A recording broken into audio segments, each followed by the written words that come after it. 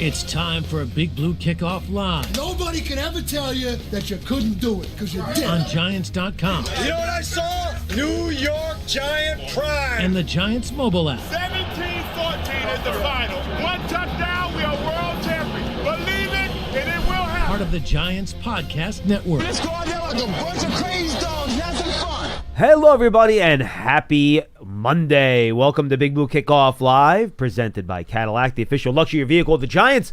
I am John Schmeelk, joined by Paul Dottino. We're taking your calls at 201-939-4513. Here in the Giants Podcast Studio, presented by Hackensack, Bernie Health. Keep getting better. Mr. Dottino, how are you, buddy? Good morning, John. I'm doing okay. A little humid out this morning. As opposed to the last couple of days, which were drier. And, of course, the players, they love to practice in humidity. Yeah, back on the practice field today. Giants had a short practice yesterday. We're now in regular season media rules, so we're not out there watching every practice. Just keep that in mind as we're moving forward here.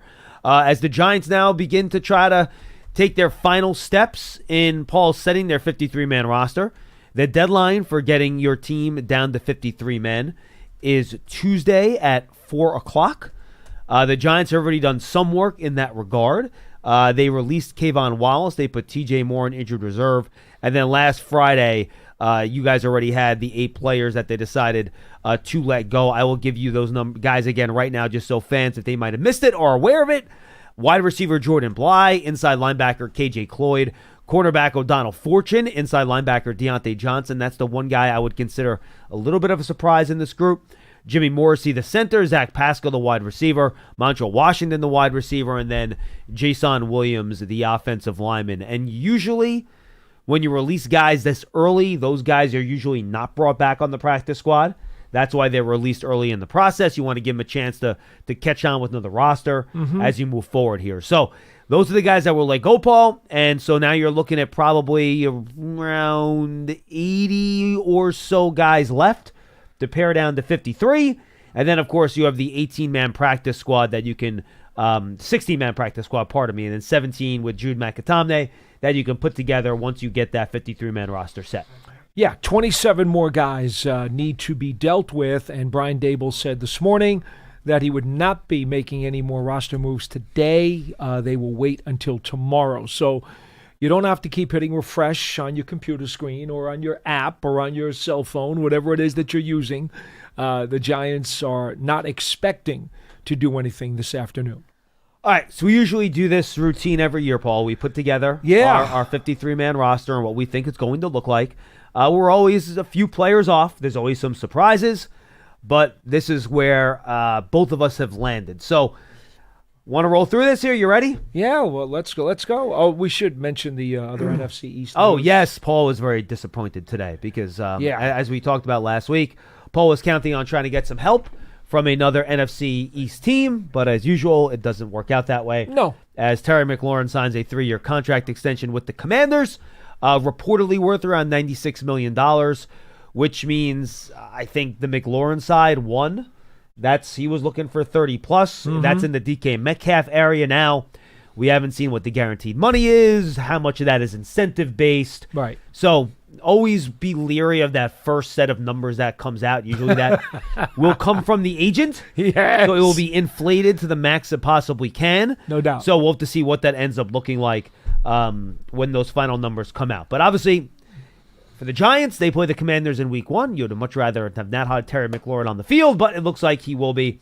And now all eyes turn to Micah Parsons and Trey Hendrickson as the 2 other big-time players that are left unsigned here heading into the regular season. You know, it used to be that... And by the way, I should not say unsigned.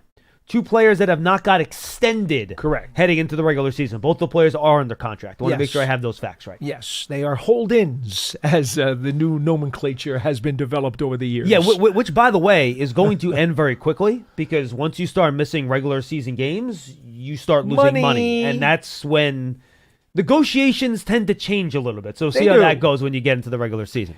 It used to be years ago you'd have a couple of days to make your cuts after the final preseason game, and then all of a sudden, before you knew it, you had a game the following weekend, and Week 1 was upon you. That's not the case anymore. And so, McLaurin signing today gives him a full 2 weeks to prepare to be in uniform for the Giants, I would expect that there's no way he's going to miss that game, John. I don't know what kind of shape he's going to be in. That is still to be determined, but he will suit up, I'm sure. Week one. Yeah.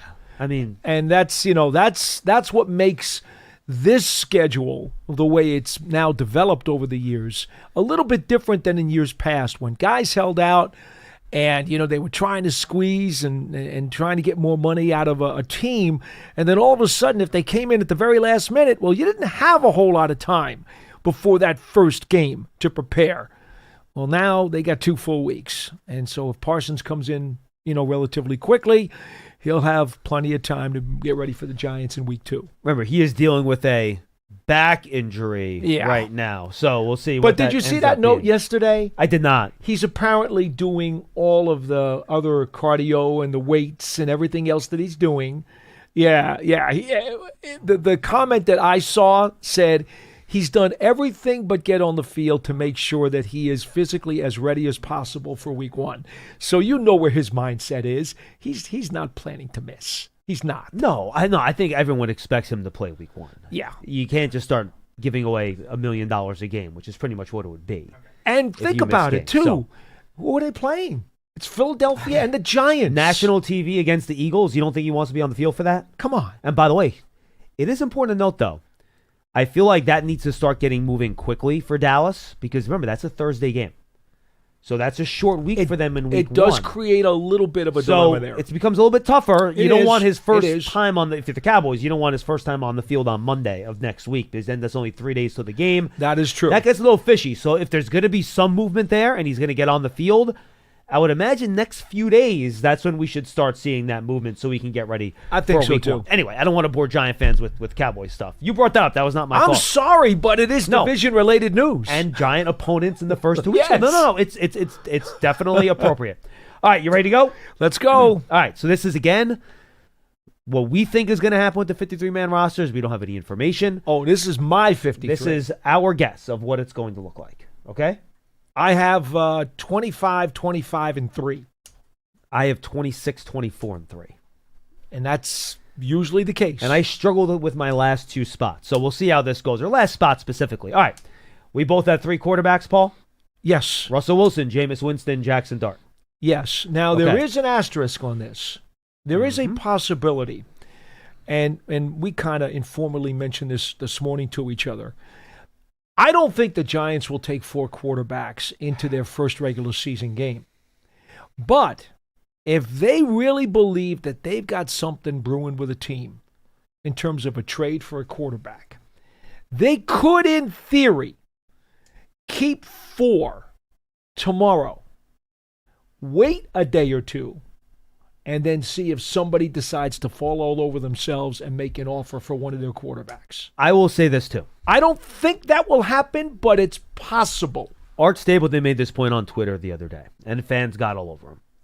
But I think there was a point there to be made. Every week, you have 7 players that are inactive for each game. Yes. So of the 53 guys on your roster, 7 do not get a jersey on game day. Correct. Now, you might get to a point sometime in the season where you have enough guys that are banged up where you're only scratching 1 or 2 healthy guys. That might happen. But if you want to keep 4 quarterbacks, and Brian Dable did not shut the door on that today when he was asked out by the media, it theoretically could not impact your game day roster if that 4th quarterback is just one of the guys that don't get a jersey. Right. Heck, you can keep 4. You can. It's just very seldomly done. Well, if you do it, you're also giving up a slot at another positional room that you may not be able to afford. Correct. Also true. Which is why, to me, the only way it makes sense, I would not see them keeping 4 during the season, John. Let me make that clear. I still don't think there's any way that happens. But I do think there is a small possibility that they could take a gamble, wait 2 days if they think they've got a trade brewing and they're trying to squeeze something out of somebody. Now, that means you're risking exposing somebody else that you really don't want to expose to waivers. Maybe that's a guy who you think, hey, no one's going to claim him anyway. We'll put him out there for 48 hours, see if we can squeeze somebody on a trade for a quarterback, and then we'll bring that guy back anyway. That's possible. The only reason I bring this up, not because I think it's going to happen, but because these are the kinds of things when I talk about all the time about the spider web and I talk about the layers of the onion, there are so many possibilities that people don't think about or are not aware of.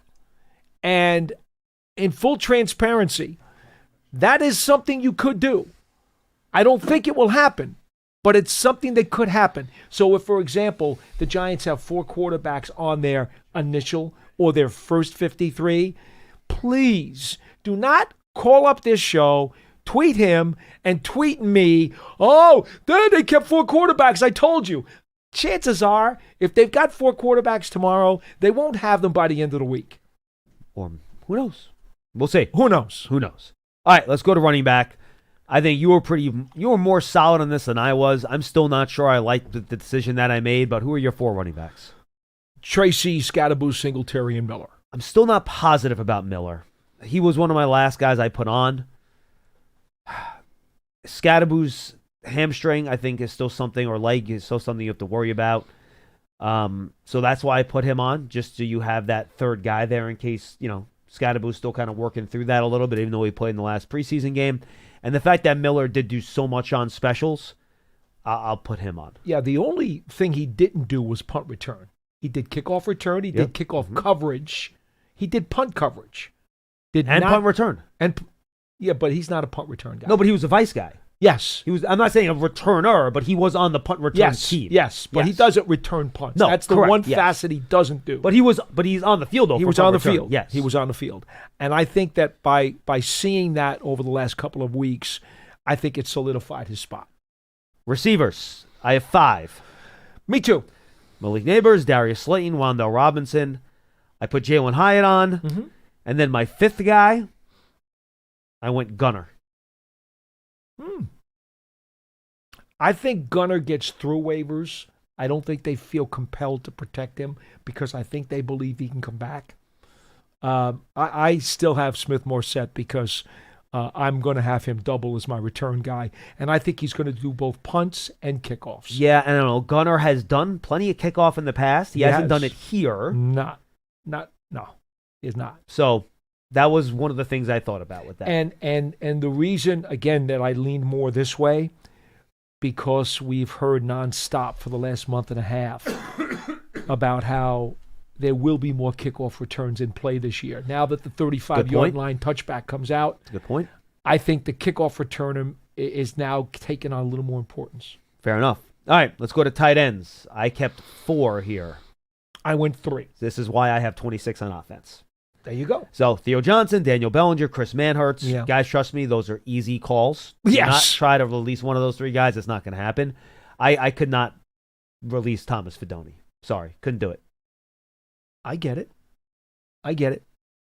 Quite frankly, Dulcich had a really nice preseason too. No, that was if you put them in a vacuum, I think it's a coin flip. There might even be an advantage Dulcich, but I'll take the guy that I have rookie control over for X number of years. Sure. And again, let's talk about the possibility that a guy will get claimed. Dulcich has been in the league before. He's had some experience. He's done some things. He probably gets claimed before Fidone does, because Fidone had an injury-filled collegiate career, and he was a 7th-round draft choice. Think of this. 31 other teams passed on him 6.5 times. Right. So he probably gets through, but I understand.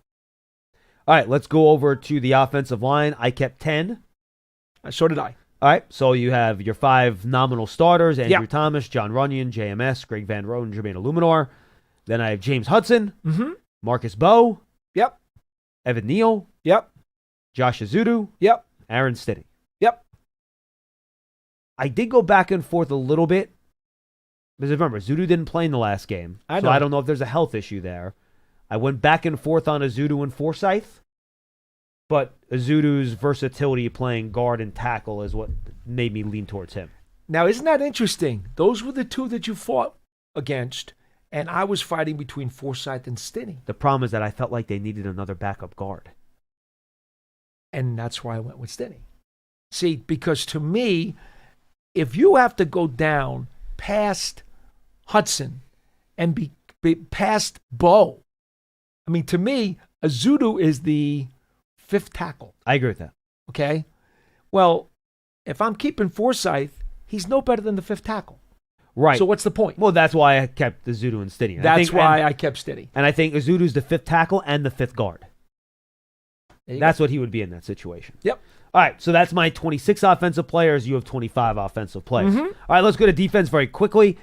Defensive line here, Paul, Dex, Nacho, Roy Robertson-Harris, Darius Alexander. Yep. That was easy. And then this was a tough back and forth for me between DJ Davidson and Elijah Chapman. I went Elijah Chapman when all was said and done. I had Davidson until this past week, and then I changed it, and I went to Chapman. And I tried to get both on, but I couldn't do it. I tried to get both on. Yeah, I think if the Giants strictly look at it from a defensive line perspective, Davidson has gotten bigger. He's gotten wider. I think they like his ability to potentially play a little bit of backup nose tackle. And that's why I'm worried about taking him off, because they don't really have a true backup nose. No, they don't. They really don't. Which makes me nervous. And that's why I was going Davidson all the way. And then the last 2 weeks, this whole thing with Chapman playing fullback. And, John, you know how I love fullbacks. I am so wanting of a fullback on this roster. And the fact that they did it with Chapman several times in practice, and then they tried it in the game, I'm like, they really believe that he might be viable there. Well, you know what that meant. Oh, Dottino's got to have a fullback, so I'm taking Chapman. That's it. All right, and I agree. That was one of the things that kind of leaned me the other way, too. All right, let's go to the edge spot. Burns, Carter, Thibodeau, Golston, and Trace Ford is my fifth. Yeah, and that's where I have the one different spot here. So you have six. Well, no, actually, here's the problem. I write Golston down as a defensive lineman, and I consider that's fine. Yeah, I'm using different nomenclature, and that's fine. I have Fox. Okay, so you have Fox and Ford. Yeah, interesting. I did it because I believe that both of those linebackers are very good contributors on special teams in the front lines. Okay, let's go to linebacker. I have Okereke, McFadden, Muasau, Board, and I put Flanagan Foles on. Yeah, that's where I missed. I don't have Flanagan Foles on here. I had I got four linebackers. I don't have Flanagan Foles on here. His durability during the camp was a problem for me. Totally understand. They seemed to really like him when they brought him in the offseason. I know. So I decided to put him on. But again, Paul, you don't have to make the argument. I get it. Gotta be on the field. I understand. All right, let's go to corner. I have 6 here. I have 6, but I only named 5 because the six guy is Mr. X. Well, he's not on the team. Well, but who's Mr. X before Mr. X shows up? Before Mr. X? Well, let's talk about the 5 first. I got Adebo, Banks, Flott, Drew Phillips, and then my last 2 guys. These are 2 of my last guys on are Art Green and Nick Jones. Okay, I have Green as making it. Nick Jones is my X placeholder right now. Okay, got it. But I think it's coming from somewhere else. And then safety was tough, Paul. I got to be honest with you. I would have put Lane on if he didn't have that injury late last week, and I would have probably maybe Nick Jones wouldn't have gone on or Flanagan Foles wouldn't have gotten on. But with Lane getting hurt, there was no one else that I thought played well enough in the summer for me to put on. Yep. So I just went with 3 for now, and again, I think that might be an ad at some point before the regular season opener. Holland, Belton, Newman. My X spot, it's coming from elsewhere. I'm going to put Page on there for now, but he's coming off. Okay. And then 3 special teamers, Gano, Gillen, and Kreider. We're pretty much in step on this. Yeah, we only got a few different. And I think, again, who the kick returner is, you had Morset, I had Gunner. Who the final offensive lineman is. Do you keep 4 running backs, 4 tight ends? and then the defensive back room. Those are the kind of areas where I think, and then maybe the back end of the defensive line room too, the area where you can have some debate and questions. Now, isn't it strange, no matter how many times we twisted and turned on this, John, I want to say, a month, 2 months ago, we were talking about, well, if you're going to do 4 running backs, you can't do 4 tight ends and vice versa. I did it anyway. And that's exactly how it played out for us, isn't it? I put 4 of both. Which is why I wound up with 26 offensive players. And by the way, when you add that final safety, one of those 2 guys might be the guys that don't make it. Yeah. It certainly could happen that way. I tend to think that the X spot is going to be the spot that gets replaced, but not always. Yeah, doesn't have to be. For example, and again, how about this? For example, they might keep 4 quarterbacks tomorrow, and when they pick up that extra corner or that extra safety, maybe it's the quarterback who goes. That could happen too, you know. Yeah.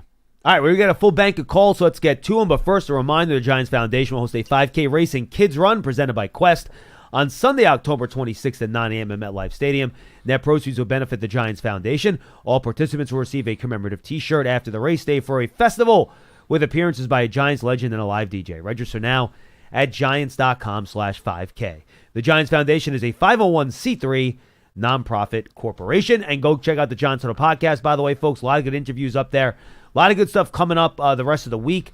Last week, you have a rapid reaction from the game. You'll see on the Huddle feed, also the draft season feed, our first draft season of the year. We talked to Bruce Feldman from Fox and Sports Illustrated on his Freaks list.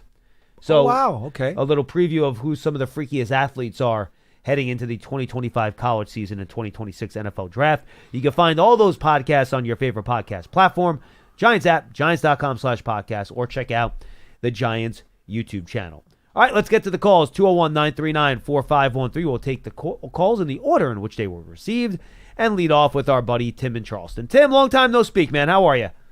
Yeah, it's been over 2 months. So, hey, John, hey, Paul. Hi. So I didn't realize you were going to do this show today, but that's what I was calling about was some of my thoughts on the roster, which I guess makes sense in there. Tomorrow's the day. Yes, sir. But, and before I go to that, I don't want to sound like a broken record, but still the one thing, and you know what I'm going to say probably, that I'm concerned about, stopping the run. Stopping the run. I got to see it in the regular season because I think that's going to be the biggest difference maker in our season other than health, potential health issues. So I get it. Get that Tim, out. no argument. I think that's fair. Defensively, if there's one thing you want to point to that you still have questions about, it's that, and it's the second cornerback spot. Those are the 2 questions. You know, the I interesting think part, between the 2 of them, that we're good. Tim, let me ask you this. You heard what we discussed in terms of the names for the defensive line, right? Yeah. It seems to me, if by some stretch of the imagination, a plugger gets cut and the Giants wind up claiming a plugger, okay? And I don't know that one of any value is going to be put out there, quite frankly. But if there were to be one, where does it come from? Whose spot on that defensive line is going to go away? You're not going to get rid of Alexander. You're not going to get rid of Dexter. You're not getting rid of, Golston. You're not getting rid of Robertson Harris. Is it going to be Chapman? If Chapman makes this team, does he become the sacrificial lamb? And then all of a sudden, that fullback thing goes away because you had to cut the kid? I don't know where it comes from. Well, I'll jump to that because I agreed with John on 26 and 24. So, and our picks were almost spot on with a couple of differences. I'd just like to ask a couple of questions on. Yeah, please. One thing, what happened to Ledbetter on the D line? Did he get hurt or something? Or? No, he's not active enough. He's played. He just has. He's a little smaller than I thought he would be. Seeing him in person, and Tim, he just hasn't made plays in the preseason or really a ton of plays in practice. So that's why he didn't do it for me. But look, if they decide to go with a veteran that they can rely on for the final defensive line spot, I would not be blown away by that. Tim, I'm going to tell you something. Never mind Ledbetter. My biggest disappointment on that line is Jordan Riley. The talent, the size, the ability. Dre Patterson, the defensive line coach, really likes his ability and his toolbox. He just can't consistently put it together. And he was so quiet during this entire offseason. He can't make the team for me. But then again, maybe that wouldn't surprise anybody out in Oregon because, John, he wasn't a full-time player out there either. And he certainly had the body to do it. So, but to go back to your question, your direct question, Paul, on the defensive line, I had 6, but I didn't realize Ledbetter had underperformed, so I had him in there. But taking him out, that would get me back down to 5. But I had a +1 on there, or an X, as you call him, Paul, and that was Chapman. And the only reason I have him there is because I do feel like Chapman, if they waive him, will not get claimed. I feel like we can get him back on the practice squad and then let the chips fall where they may and bring him, although I would miss him in the fullback spot more than I would miss him on the D-line. Well, I would say this too, Tim. Remember, only about 30 to 35 players get claimed off waivers every year. So Right.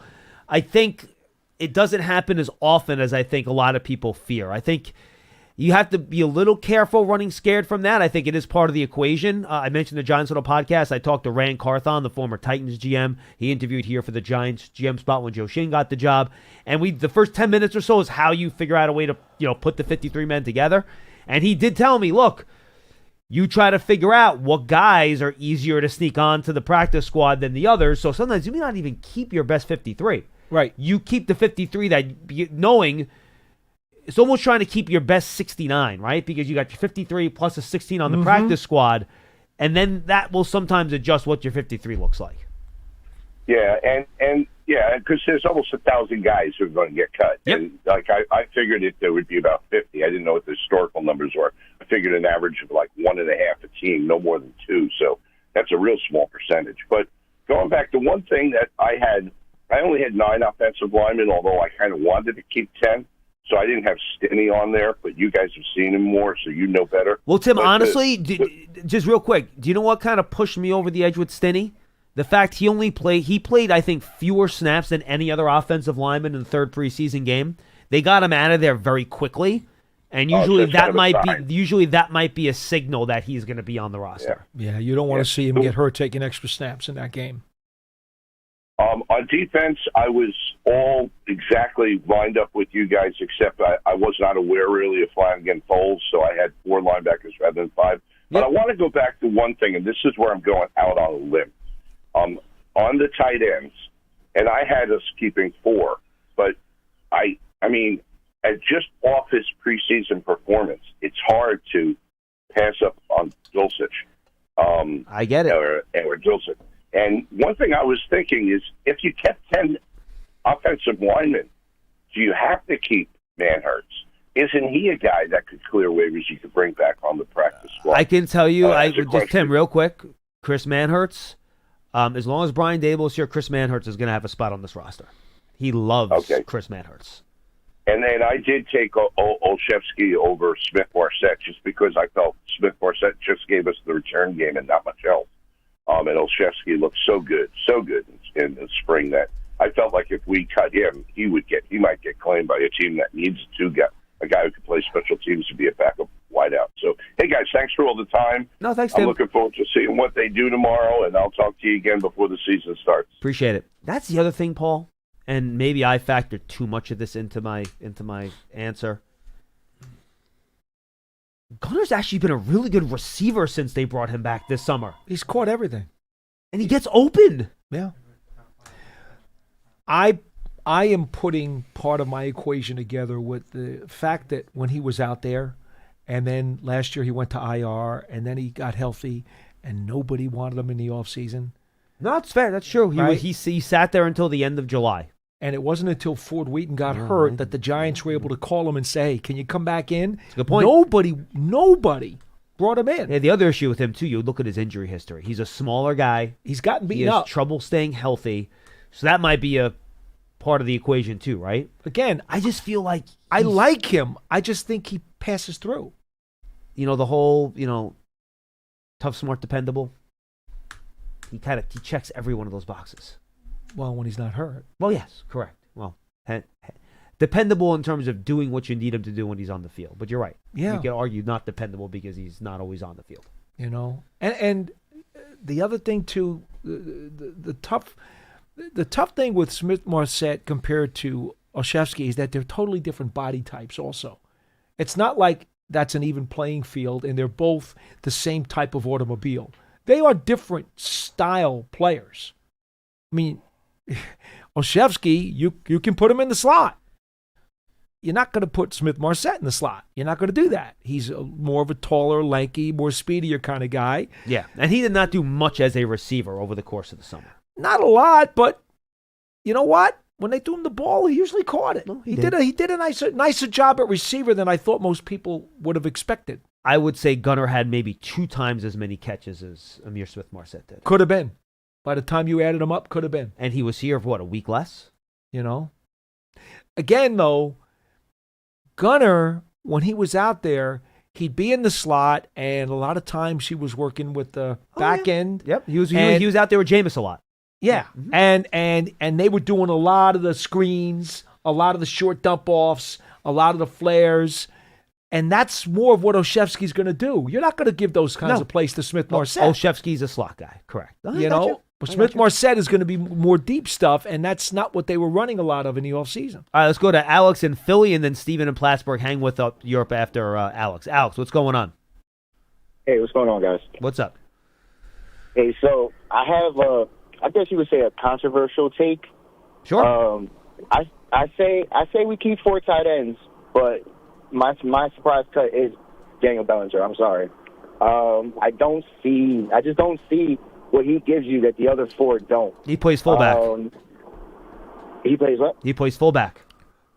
He can I do some of understand that, but not at such an elite level that it's just like, man, this guy's got to make the team. Alex, look, I get that. I'm not arguing with you, but you asked, what does he do that the other guys don't? That's what he does that the other guys don't. The other thing is that he's probably a little bit more balanced in all of the tight end skill sets. I mean, Dulcich is clearly more unbalanced as a receiver. Fedoni's more unbalanced as a receiver. Manhurts is unbalanced as a blocker. Right. I mean, if you look at the balance of the skill set, Bellinger is more of an even balance. Yeah, if you want to have if you were to have a true backup to Theo Johnson, Alex, I think it would be Bellinger because he can do a little bit of everything. I think Paul makes a good point. I don't know. I feel more comfortable. Honestly, I just don't think he gives you anything in the pass game. He's in there at tight end. He does play fullback. He does play fullback decent, but it's not something at tight end that it's like it's a problem for other teams or anything like that. I just don't see what he gives us that the other 4 don't, just from watching them this year. And my other controversial take, Evan Neal's got to go. I was doing mine. I kept 9 old linemen, and he doesn't play guard better than Stinney. He's not. I don't think he's a better backup tackle than Forsythe right now either. Alex, I will say this: I don't think Evan Neal as a backup tackle is right now in the cards. I don't think if you're keeping him, that's not why you're keeping him. No, I do not think he's shown enough to be considered as a starter over Van Roten.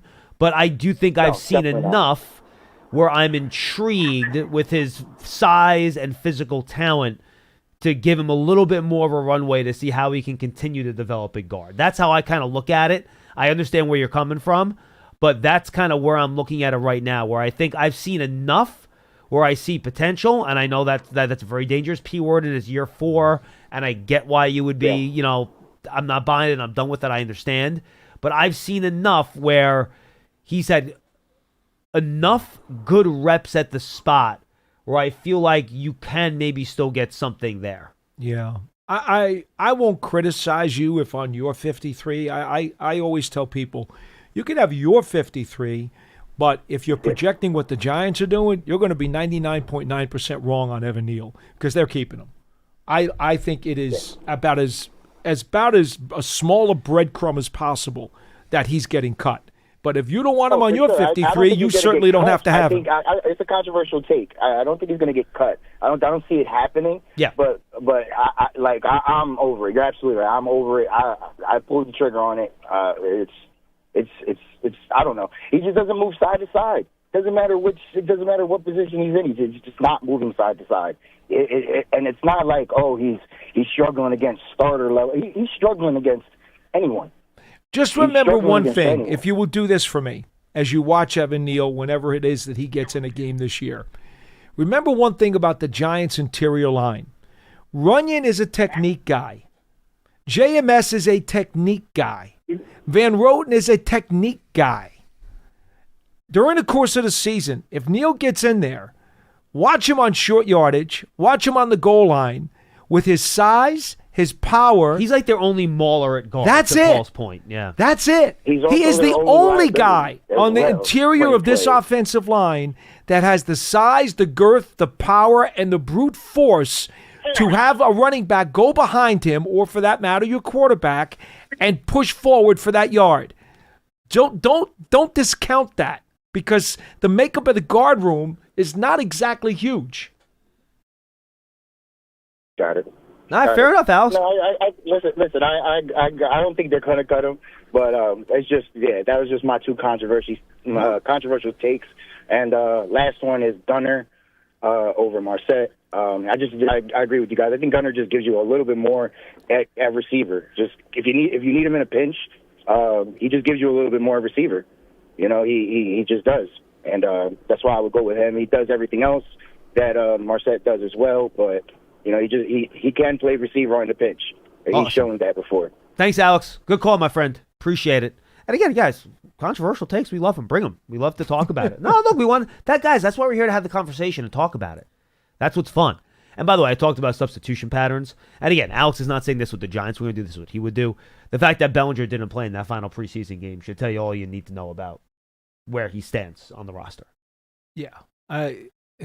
It was obvious that both of the coaches who played or coached the game the other night were very protective of the guys they were keeping. Yep. All right, let's go to Steven in Plattsburgh. He's up next. Steven, what's going on, pal? How are you? Good afternoon, gentlemen. Hi. What's up? First-time caller. Thank you. Lifetime Giants fan. Great. This is about for Paul Dottino. I am knocking on the door of 70 years old.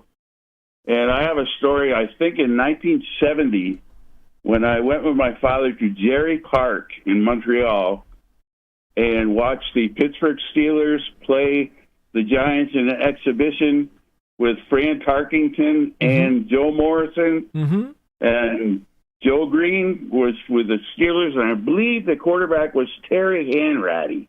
Oh, wow. Hanratty. Yes, I remember him. remember the most is Allie Sherman was the head coach, and the Giants were not very good. Mm-hmm. And the serenade from the stands was Goodbye Allie. Yep. Several times all game long.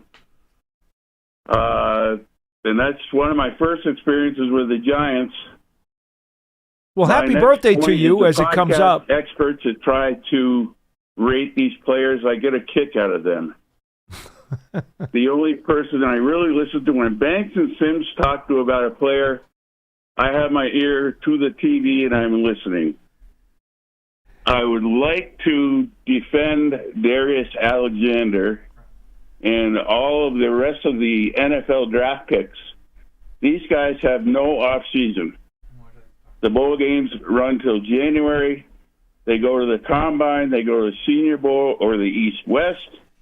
They have to travel all over the country for their 30 visits. And their pro day. Here comes the draft. It's the end of April. You have rookie camp. You have mini camp. You have OTAs. You have training camp. These guys are basically worn out. Stephen, if I may, I'm going to give you another log to throw on that fire.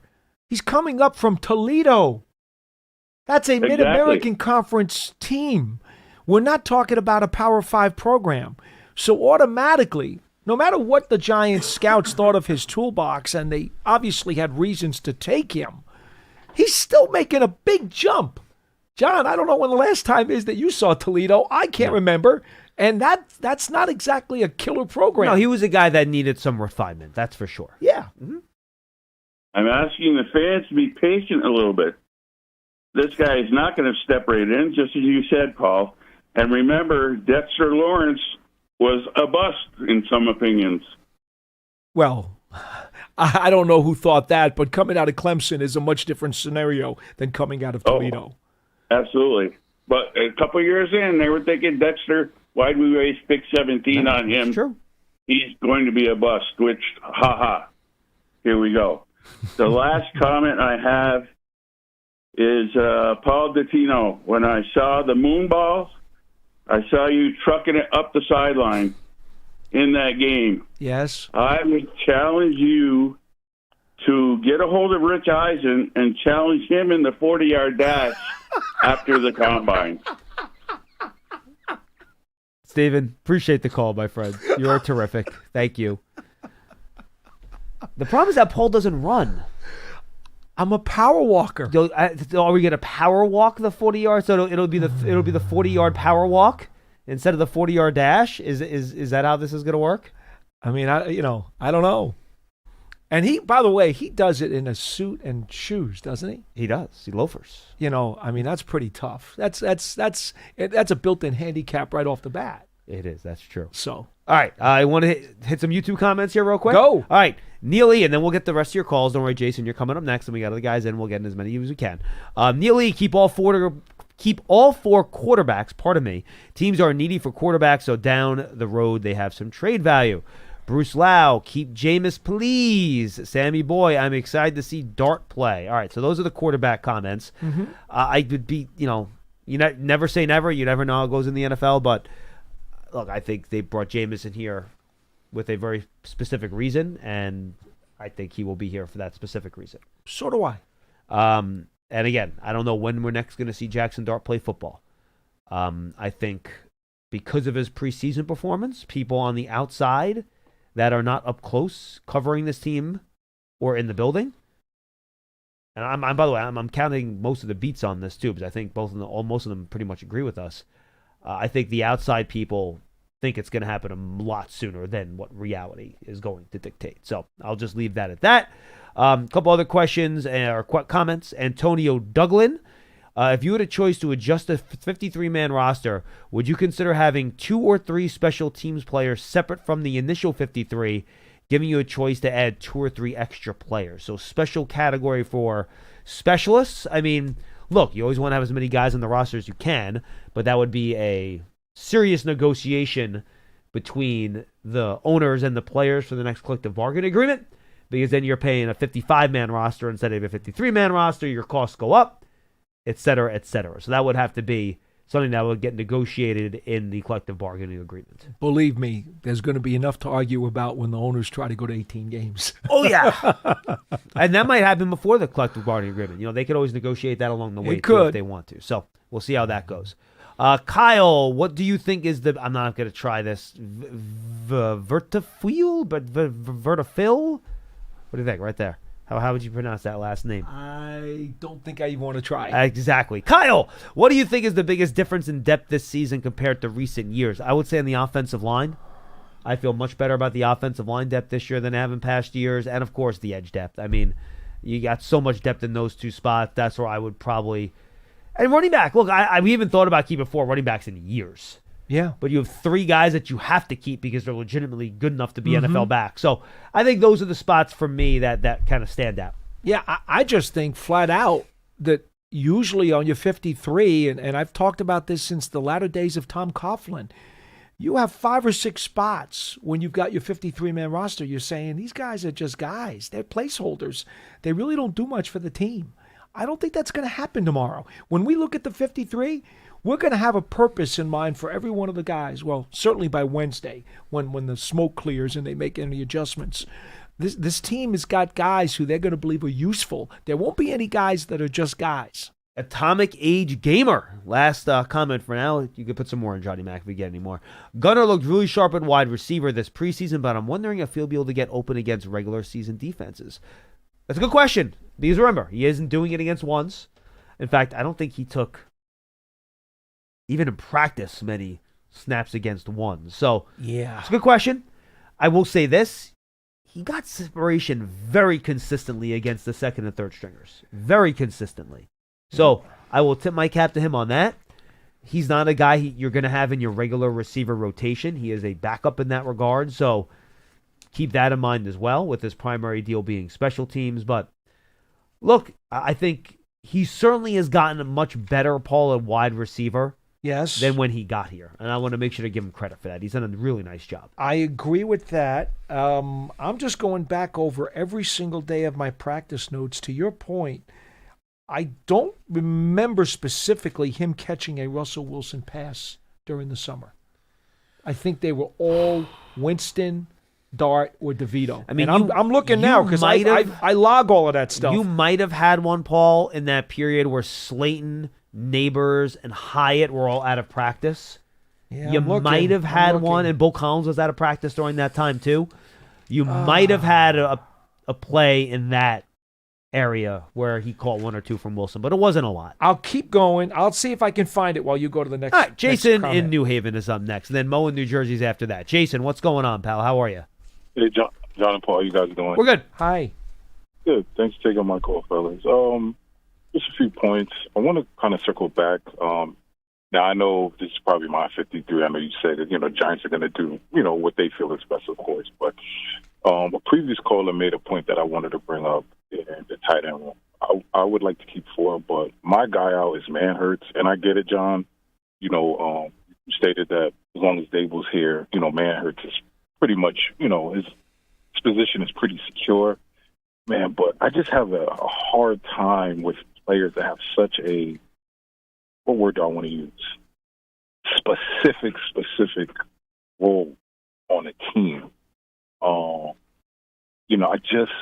don't know. I would hate to lose Fedone, man. I mean, he really has some interesting traits, and it's hard for me to believe that that he's going to clear waivers. I think a team would take a chance on him. That's just my opinion, of course. No, so Jason, that's fine. I'll just tell you the special Manhertz does things that few tight ends in the league are able to do anymore in terms of being able to block the way he can, whether it's in the run game or being an extra blocker and pass protection on those, long developing play action passes. And I think especially with Russell Wilson back there, who plays astronomically different when unpressured versus pressured, and and how he likes to hold the ball.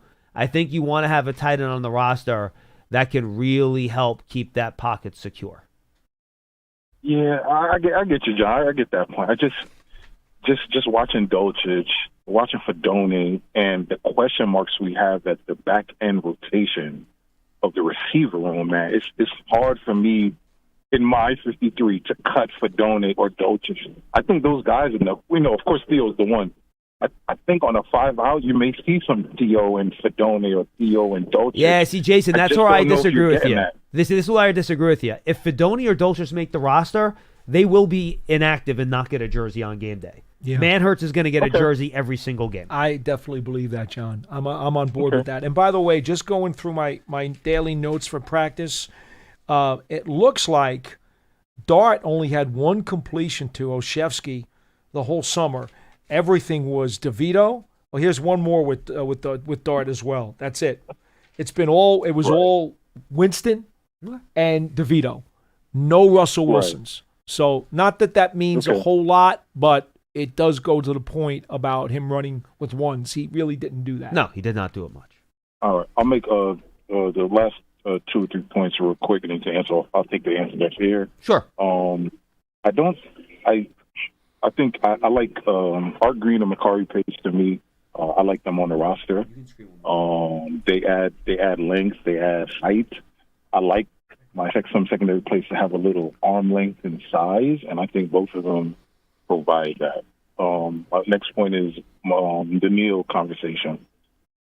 I think fans are a little tough on him. I thought he didn't play as bad as people are making it seem in the last preseason game. Now, is he going to be Larry Allen? No, not yet. We'll see what the future holds, but no, not right now. But he made some great plays. He had some bad plays, but he had some good plays. So I just think it's just human nature. I feel like when fans make their mind up about a certain play, they just hold on to it. But I didn't think he was as bad as people made it seem. And then my last point about wrestling, you're hearing all the national media, even some fans, talk about, just start Jackson, start us. And while he has looked great, don't get me wrong, he's exceeded my expectations as far as a rookie. But I just don't get this whole thing where people are just writing Russell Wilson off.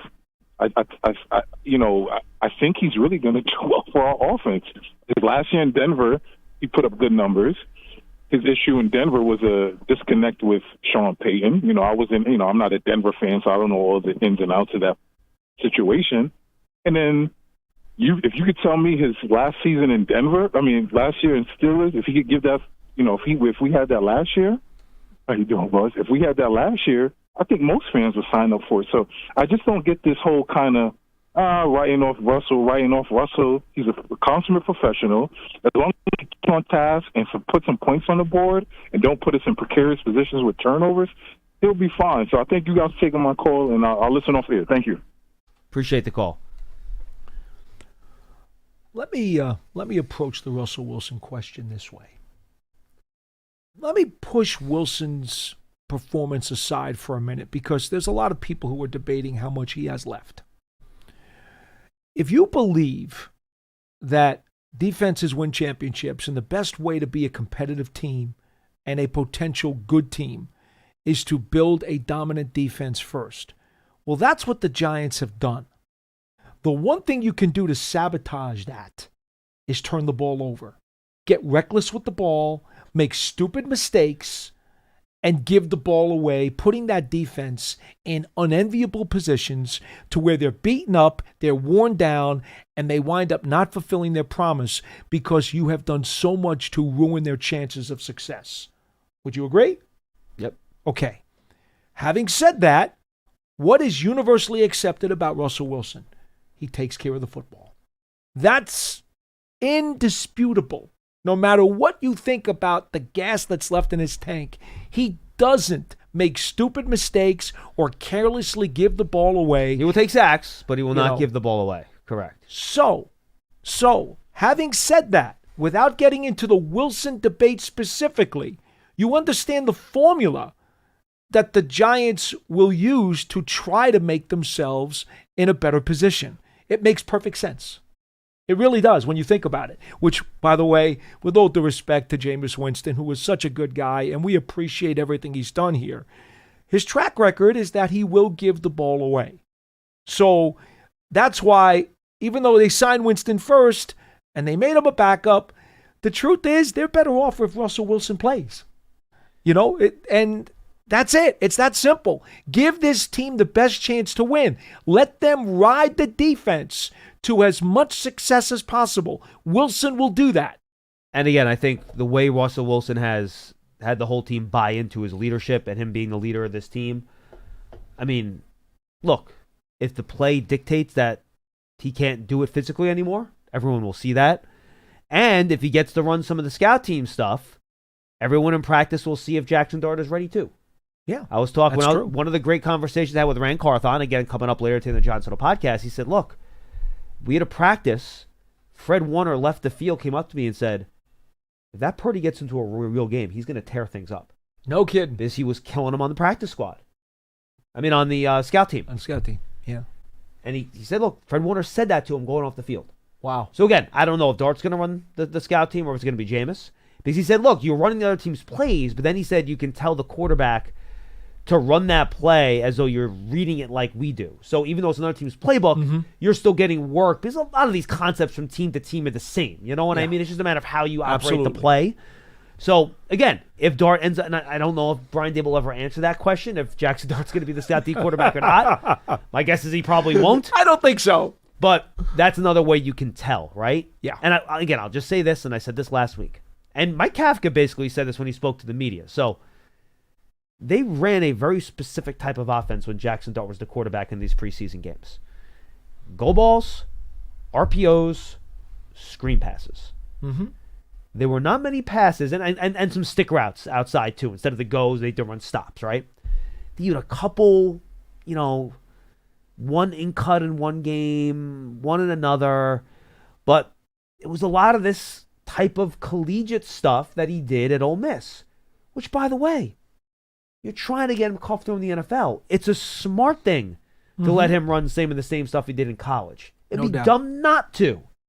But that's also not an offense that you can run for 4 quarters in a regular season game against another NFL defense. Not when they game plan against you. No, that's not going to work. So just keep that in mind when you look at what the results were in terms of statistically in the preseason. Now, and I'll leave it at that. I will just add that on the other side of the spectrum, in terms of Russell Wilson, and we've had how many teammates tell us this? Russell Wilson has such command of what's going on out there. Not only has he got everybody buying into him, but because of his experience and his knowledge and everything that he has seen in this league at a very high level for a very long time, and he has produced at a high level against every type of defense, those guys, when they take the field with him, John, they believe they're going to go down the field and put some points on the board. They truly believe it. They think that this leader can get them down the field. That's a big psychological boost to a team that has had a sporadic offense for quite a while. Absolutely. All right, 2 more calls. Let's get him in. Mo in New Jersey's up next. Hey, Mo. Hey, how you doing? What's up, Mo? Hey, how you doing? My name is Jersey Mo. I'm born and raised in Jersey, but I'm in Florida now. I represent Jersey everywhere I go. You certainly do. I love you guys. Nice. I've been watching you guys for the longest. I'm a New York Giants fan all the way back from the 86. But I'm going to tell you something. He's gone. Jersey Mo. There he is. There you are. Yes, sir. Yeah, go ahead, Mo. I think we got blocked off. Yeah, no, you're good now. Go ahead. You're good. Mo, you're good. I think his batteries must be going. He's got one of those New Jersey calling plans there. All right. Thank you, Jersey Mo. Oh, that's call a back. shame. I'll get you on. Jersey Mo, if you call right back, I will try to squeeze you in, all right? Let's go to Rob in New London. Rob's up next. Jersey Mo certainly sounds like he's from New Jersey. I can tell you that much. Rob, what's going on, man?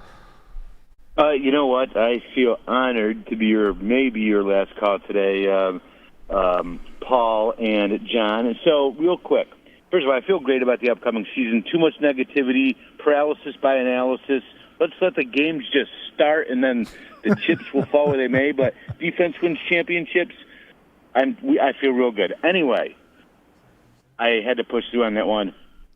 Paul, number one, from a personnel point of view, you remember Brian Williams, the center? Sure. Do you think his eye was if he didn't have that eye injury, was he going to be like a GOAT in your opinion? He was going to be really good. He should have been a Pro Bowl level center, but because of the eye injury, it just derailed his career. Remember when he first got here, Bart Oates was playing center, and he was a Pro Bowl center, so they used Brian Williams at guard initially. And that was the way to get him on the field. How did he hurt his eye again? I'm trying to remember. He got Bernard Holsey, one of our defensive tackles, in a practice, accidentally got his hand caught in his face mask. And what year was that? And that was his socket. What year was that? I want to say 93, 92, something like that. I can't remember exactly what year it was. But Holsey got his finger caught, and it wound up, wrecking his eye socket and stuff. And he had double vision. He had all kinds of surgeries, John. Yeah. Multiple surgeries. Yeah, that was before my time, obviously. I was only but he did make it back. To his credit, he made it back, and he started for this team for another year or two until finally he just wasn't the same. He was not the same player. He couldn't be. Yeah, that's too bad. I remember all the. I'm almost 50. I'll be 50 in less than a month, so that's my day. You know what I mean? So I do remember some accolade, and we haven't had a really dominant center in a long time. David Boss was a massive failure. I thought that was going to be a get, but that wasn't. But one other question, Paul. When we were going into, what was your feeling like? You remember after we beat the Patriots 13-10, I wasn't really feeling like we were going to win the Super Bowl. How were you feeling going into that postseason in '90 after when Hostetler was already took control of the team? Well, I was a Sims guy, so to be frank with you, right. I'm not trying to be disrespectful to Jeff Hostetler. But while there were some people who thought that the mobility of Hostetler would provide the Giants with a change-up look offensively, and in fact, it did, because Haas was more mobile. Haas ran around a little bit more, and he created that moving pocket. There were some players who thought that was to the Giants' advantage, and maybe, in fact, it was, because most people looked at the Giants all season. They saw Phil, and they weren't prepared necessarily for Haas. So, but I'm not going to lie to you. At the time, I was really deflated. I was not convinced that Hostetler was going to get them a championship. You know what? I think the teams weren't prepared for the juggernaut defensive game planning, though, because, that Chicago Bears game, that was I mean, that was impenetrable, that defense that day. Belichick was a master. Immovable. Yeah. Belichick's game plans against the Bears in the playoffs and then in the Super Bowl against the Bills. Absolutely meticulous, brilliant. That to me, that second title is where Belichick truly started to become like a legendary defensive coordinator. That took him to a whole nother level. Thank you. Thank you for the call, Rob. Definitely. Have a good day. Appreciate it. All right, I will try to squeeze in one more before we say goodbye. Did we lose here. our Florida guy from Jersey? Jersey Mo did not call back. Oh, that's a shame. Sorry, Jersey Mo. If you want to call back tomorrow, get in. All right, let's try to go super quick here, guys. One quick point, and we'll get to both Zamir and Kevin. Zamir's going to lead us off, though. Zamir in Pennsylvania, what's your point? Hey, how you doing? No, just excited and ecstatic for the season this year. You know what I mean? I think this year, like our off season, we really hit on like all keys. And I just had a question. It's like, last year they were saying, we was a quarterback away. Now we got a quarterback, and then now they like, but it's Russell Wilson. I like the Daniel Jones, but I think that he's better. I think Russell Wilson is better than him. So I think we're going to be in a lot of games this year. You know what I mean? Then how everybody think. Everybody think because they look at the schedule, they think that we're going to be trash. I'm not thinking that because I think our defense is going to help us out a whole lot. Well, sir, if the majority of NFL games are decided by one Appreciate score, as the league is so proud to tell us all the time, better quarterback play can certainly make a big difference. Now, unfortunately, not enough Giants losses were by one score last year. No, that's true. So, look, there's two parts to this. The Giants' defense last year, by the way, did not perform well. They give a lot of points. No. But a lot of that to do with the fact the offense was getting off the field a lot. But it's still ultimately the defense's responsibility. So, a lot of new talent on defense with Paul Adebo, Javon Holland, Abdul Carter. Hopefully you stay healthy. Then offensively, look, the only real change they made was at quarterback. There really were no other big additions elsewhere on the offense. They're bringing back largely the same group of guys. So, yes, the hope is, and I think the belief is, that even though physically Russell Wilson is not the guy he was when he was going to Super Bowls, that, to Paul's point, you're going to have fewer big mistakes, more big plays, and a steady hand at the wheel that's going to do what he's supposed to do.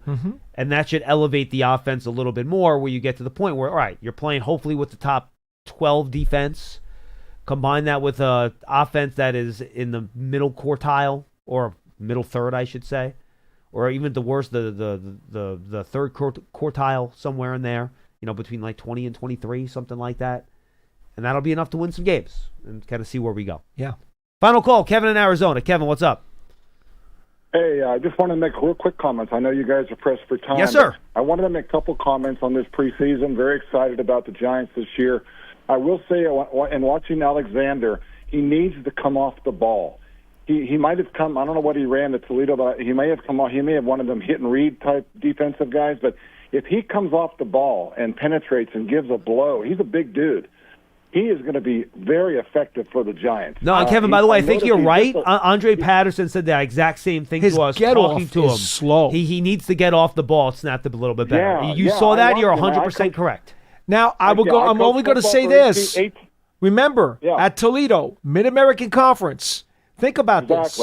That jump is big. Yeah, but getting off the ball is getting off the ball. But he's also not going up against guys who are real great twitch guys in that conference. I know, but just move it to snap. He's got to be better at that. There's no doubt. But I think if he plays better competition over the course of time, you'd like to believe he'll get better. Very astute comment. Kevin, what's your other one? Yes. Yeah, my final comment is, and Paul brought this up about the Steelers in the past, or one of the previous callers did. I grew up in Pittsburgh, my youth, and I remember the 70s. I remember that feeling. And I got to say this honestly, and I'm not trying to make a comparison. Please don't make that assumption. But I get the feeling, when Paul said something about build the defense first, it's exactly what they did in Pittsburgh. They built that defense. Joe Green and those guys were built, Dwight White. And then later on they brought in somebody to complement Lynn Swann with Stallworth, and then the offense came around.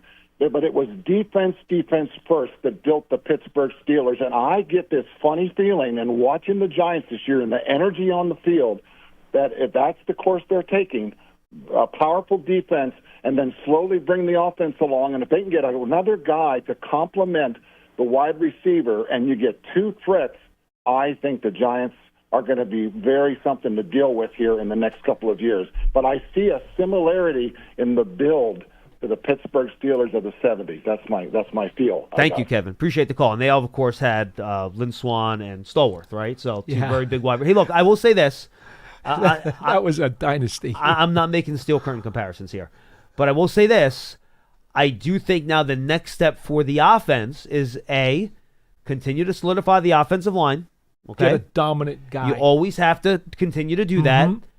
And I think getting a legit high-end number 2 wide receiver. Yeah. Those would be my next two. Look, you did a lot with the defense this offseason. We talked about it. Didn't do a lot with the offense. That, to me, is the next stop for the offense for the Giants. I think the other tiny part here, it's kind of a sidelight and it gets lost. Again, I know for a fact the Giants stress special teams a lot this year. So you build the defense, you let that be the horse that's leading the wagon. Then you supplement and have a really good special teams unit to help tilt the field. And now all of a sudden, yes, your offense can be your third unit. But they got an awful lot of help from the other two. And that makes a big difference. Perfect. All right. One other comment from YouTube. Do you think Jalen Hyatt is at risk of being cut? Both of us have him on our 53. It was not as automatic it was for me the last 2 years. No, it was not. Little Jordan Humphrey made a very good case for me to be on. And I did not bring up his name while I was doing the exercise. I should have. He made a very good case for me to be on that 53-man roster. You know, I thought all off season it was looking really, really good for Hyatt, and then the preseason started. He got hurt. And his inability to stay on the field and then not making plays that could have been made. Yep. To me, that wobbled his tightrope. It really did, John. It wobbled his tightrope, but I have him holding on. And then he also has any chance you pick up Christian Wilkins. Well, Christian Wilkins is not healthy, and that's why nobody has picked him up, which is also why the Raiders let him go. So that has to get resolved first before we can have that conversation. And by the way, the gentleman whose name I absolutely butchered from the YouTube comments tweeted at me, and he gave me the phonetic spelling of the last name. What do you got? Vertife. That was Vertife. There were like U's in there, double L's. This Vertife. That I can do. Thank you, Kyle. I appreciate you sending me that phonetic way to spell the name. If he played sports, his coaches might have called him the V-Man. Yes. Yeah. Anyway, good stuff, guys. Johnny Mac, excellent work. Don't forget, Giants.com/tickets. If you want a season ticket membership or individual tickets, go check it out. And, of course, Giants TV. It's the app where you can get all our Giants media coverage, including these shows. You can find it on any of your smart TVs, your iPad, Google, Android, Apple Store, all that stuff. Make sure you go check it out. That's all the time we have for Big Blue Kickoff Live, presented by Cadillac, the official luxury vehicle of the Giants, from the Hackensack Marina Hill podcast studio. Keep getting better. For Paul Dottino, I'm John Schmeelk. Tomorrow, I believe it is Paul, and let's see, I have the schedule up here, and Mr. Sytak, getting you ready for the continuing calls on the final roster. And then we're going to have a special huddle we're going to record after the 53-man is recorded, and that'll go up in the Giants Huddle podcast tomorrow as well, reacting to that initial 53-man roster. So go check that out. Thanks for being with us. We'll see you tomorrow at 12:30.